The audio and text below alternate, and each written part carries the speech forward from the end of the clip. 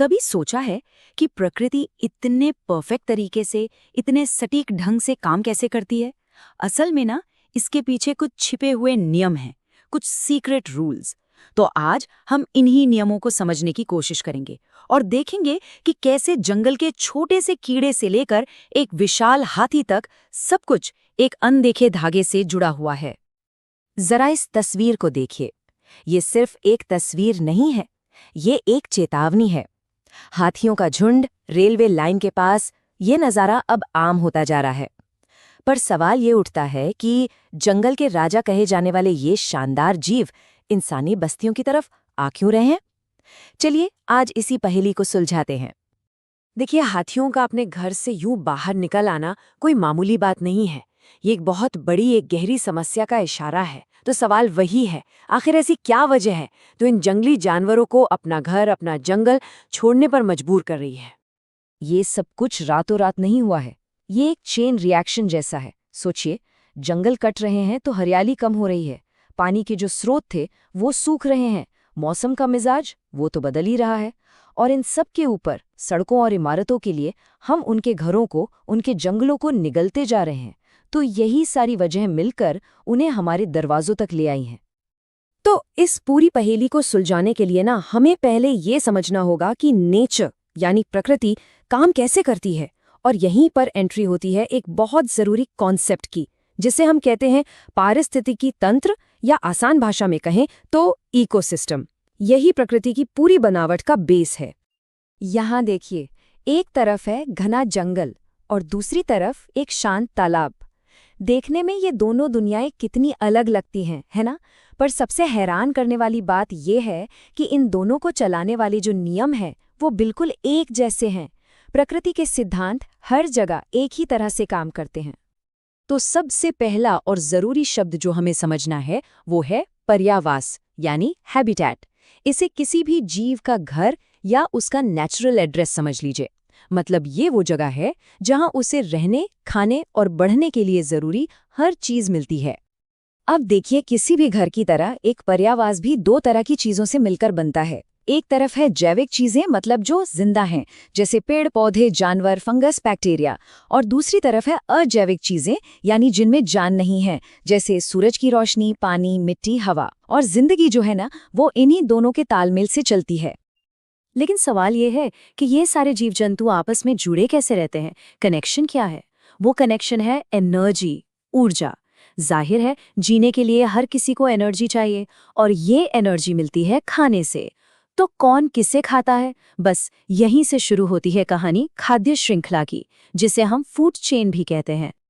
तो ये जो फूड चेन है, इसकी कहानी शुरू होती है प्रोड्यूसर्स से, यानी उत्पादकों से।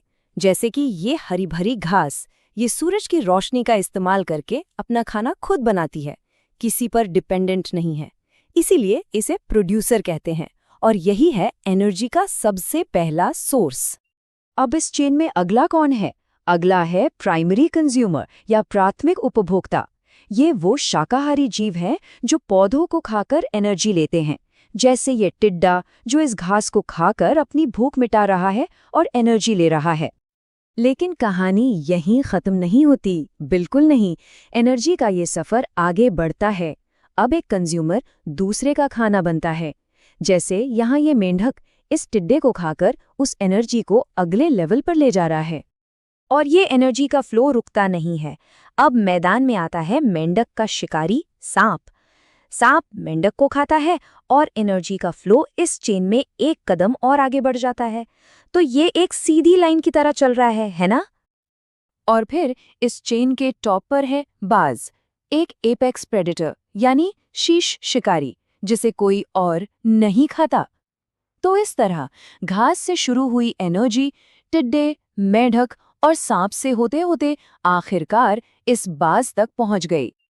लेकिन एक मिनट, असल जिंदगी इतनी सिंपल, इतनी सीधी लाइन में नहीं चलती है ना? असल में प्रकृति में कोई भी जीव सिर्फ एक ही चीज पर तो जिंदा नहीं रहता।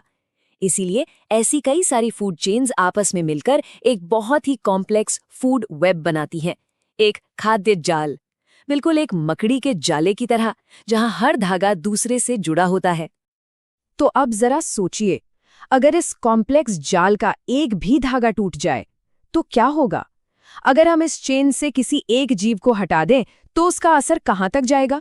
चलिए इसे भारत की ही एक असली कहानी से समझते हैं। बात है 1980s की।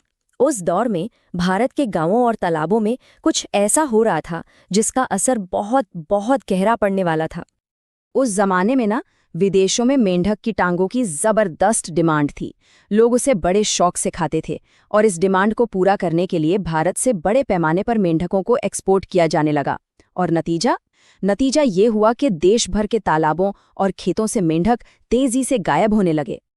और इसका असर हुआ एक डोमिनो इफेक्ट की तरह। एक गिरा और फिर सब गिरते चले गए। स्टेप 1, मेंढक गायब हो गए।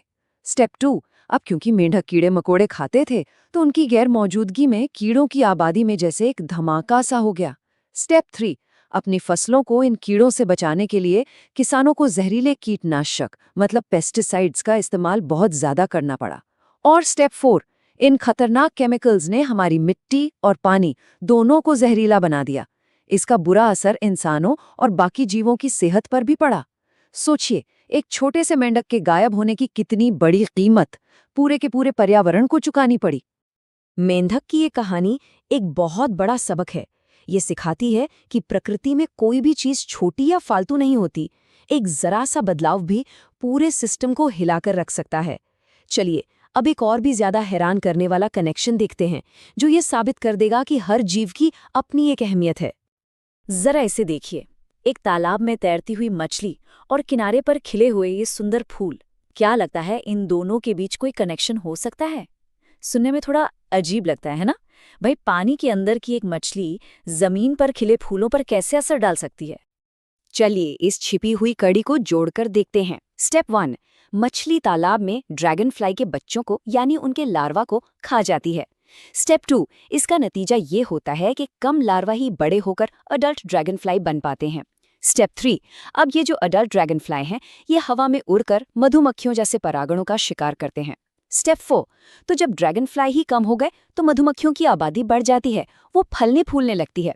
और फाइनली स्टेप 5, ज्यादा मधुमक्खियां मतलब फूलों का ज्यादा पॉलिनेशन, और ज्यादा पॉलिनेशन का मतलब है ज्यादा बीज और ज्यादा फूल। कमाल है ना? मतलब मछली ने फूलों को खिलने में मदद की। यही तो है प्रकृति का असली जादू। तो हाथियों के भटकने से लेकर मेंढकों के गायब होने तक और यहाँ तक कि मछलियों के फूलों पर असर डालने तक, इन सभी कहानियों का एक ही निचोड़ है। वो ये कि प्रकृति एक बहुत ही कॉम्प्लेक्स जाल है जहाँ हर एक धागा दूसरे से जुड़ा है। जब एक धागे को खींचा जाता है तो पूरा का पूरा जाल हिल जाता है। और यही वजह है कि हाथियों का घर उजड़ने का असर हमारी बस्तियों तक पहुंच रहा है, क्योंकि हम सब भी उसी जाल का एक हिस्सा हैं। तो अब ये सवाल हम सबके लिए है। अगली बार जब भी किसी पार्क या बगीचे में जाने का मौका मिले तो एक पल रुककर जरूर सोचिएगा, क्या हमारे आसपास भी ऐसे ही छिपे हुए कनेक्शंस मौजूद हैं?